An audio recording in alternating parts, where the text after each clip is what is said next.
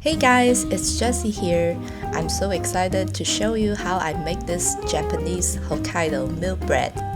The bread is super soft and melt in your mouth on the inside. The crust is flaky and crispy when it's toasted. If you haven't made bread before, don't worry. I will explain all the steps so you can follow and make delicious bread at your first attempt. So let's get started.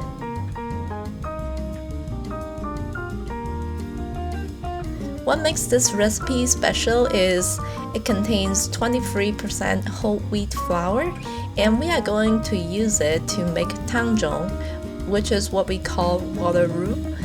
So I combined whole wheat flour and hot water in a mixing bowl.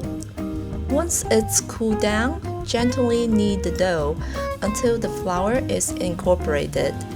I love to use whole wheat flour in making bread because whole wheat flour is not only healthier but also more aromatic than regular milk bread. It has a fuller texture but also can dry out and make the bread crumbly. So using hot water and refrigerating the Tangzhong overnight will soften the whole wheat flour and make the bread soft and fluffy. So the next day, we can make the main dough by combining the following ingredients in a bowl of a stand mixer. And I recommend adding any liquid like milk at first and flour at the end so that the flour doesn't stick at the bottom when mixing.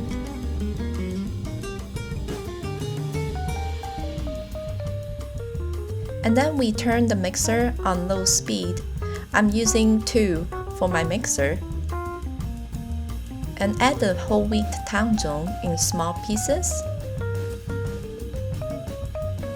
After kneading about 3 minutes, everything is incorporated, and you will notice that there's not much dough sticking to the mixing bowl. And now it's time to check on the dough. Take a small piece of the dough and gently stretch it out, and then you will notice the dough becomes slightly elastic. It's time to add salt. Adding the salt later on in the mixing process, it is to allow more time for enzymatic processes to happen before the salt inhibits them. After 4 to 5 minutes, we can switch off and check on the dough again. Take a small piece of the dough and gently stretch it out. If it becomes much more elastic but still can be torn apart, that means 80% to completion. Now it's time to add soft butter.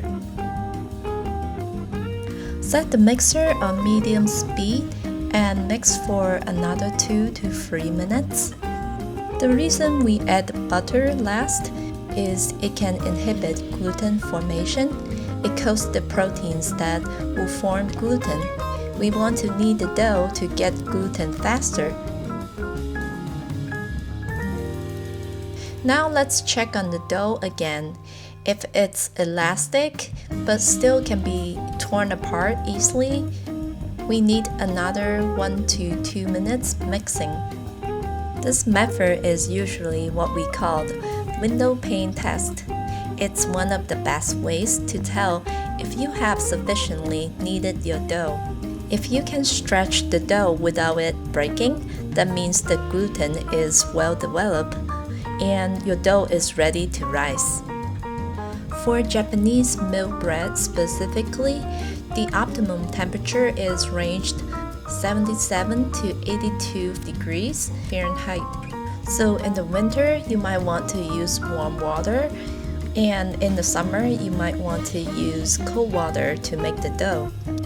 If the dough keeps sticking to the mixer, that means the dough's temperature is too high. Also, I don't recommend using melted butter.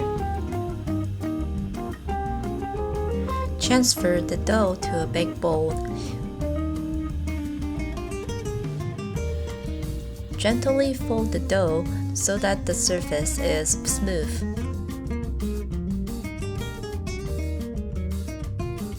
And then gently roll the bottom to form into a big ball.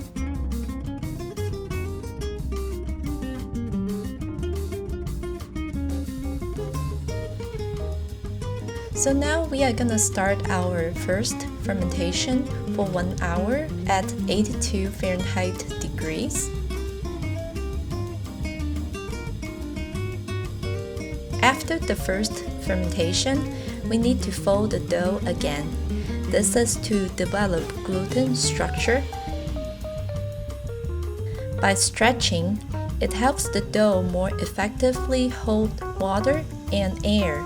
It also redistributes the yeast and its food and regulate the dough's temperature.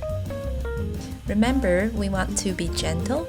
Don't push too hard, otherwise it will degas the dough and waste a lot of work done by the yeast.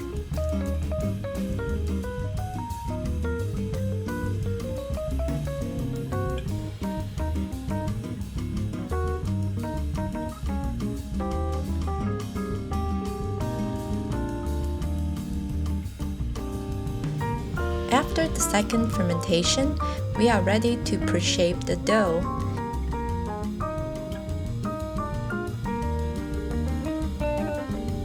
Cut the dough into 5 pieces evenly. I prefer to use a digital scale for accuracy.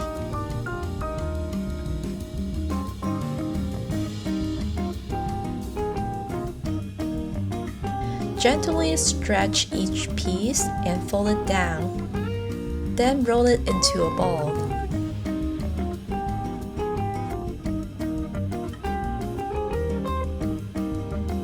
Let it rest for another 15 to 20 minutes.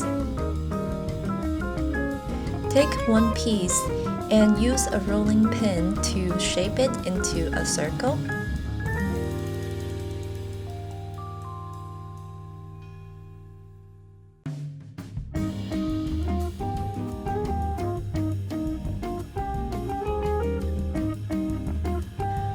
Flip it so that the smooth side will be on the outside. Fold 2 sides towards the center. Use a rolling pin to flatten and lengthen the dough.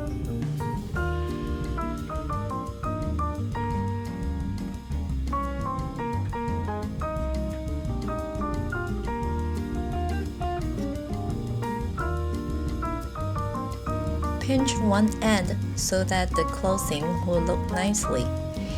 Gently roll it up. Repeat the same steps with the other pieces.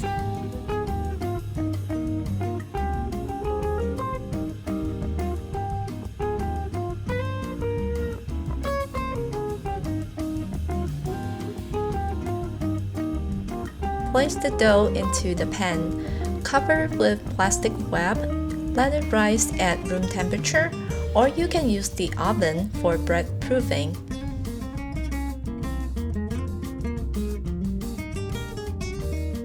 To make the mountain-shaped bread, wait until the dough has risen to fill 95% of the pan.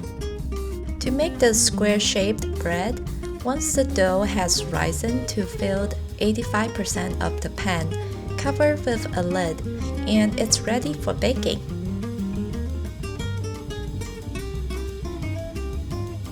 Preheat the oven to 390 degrees Fahrenheit and bake for 30 minutes. If you want the loaf lighter color, place a foil paper on the top after 15 minutes baking. There you have it! After it's done, take the bread out immediately from the pan and rest it on a rack. Bread making might be time-consuming, but it's so worth it. It tastes so much better than the pre-packaged ones. With a little bit patience and guidance, you can also make really delicious bread at your first attempt. If you like this recipe, please give me a thumbs up or follow us on Facebook. Subscribe to our YouTube channel. Until we eat again.